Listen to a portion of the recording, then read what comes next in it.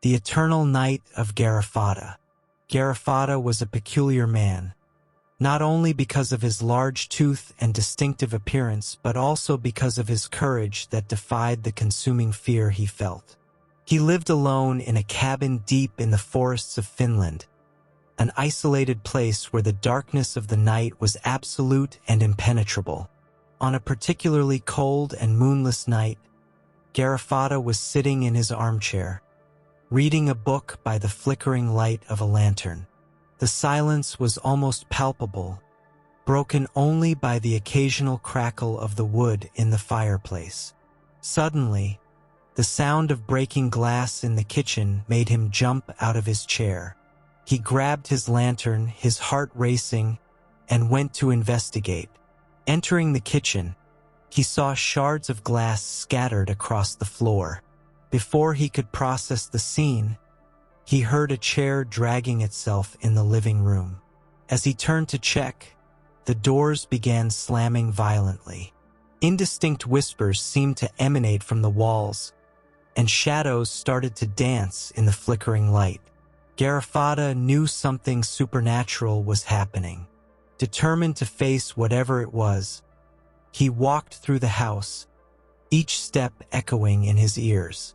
Upon reaching the bedroom, he felt a chilling cold and saw, through the mirror, a dark figure behind him.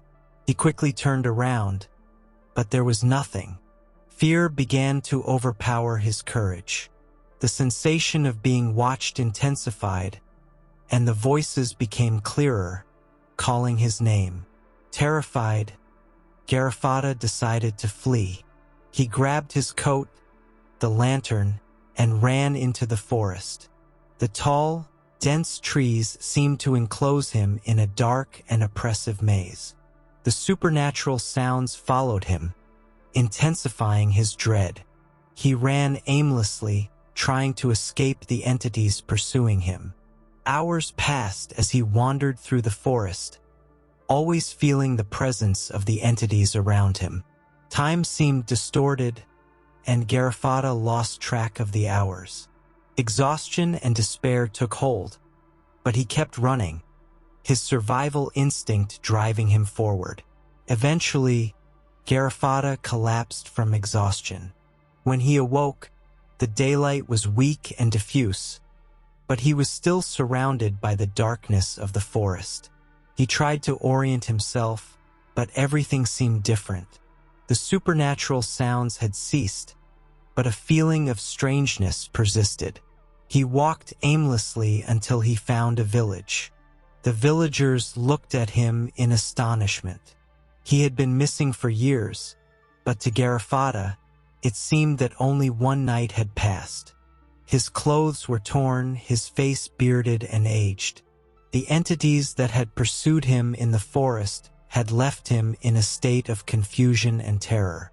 Garifata tried to explain what had happened, but his words sounded insane. No one believed his stories of breaking glass, slamming doors, and whispering voices. He returned to his cabin, now covered in moss and vegetation, and found the house intact, as if time had stood still there. Since then, Garifata has lived in isolation, haunted by the memories of that endless night. He still feels the presence of the entities, always lurking in the shadows, waiting for the right moment to torment him again. And so he spends his nights, always alert, with the lantern in hand, hoping that the nightmare does not repeat itself.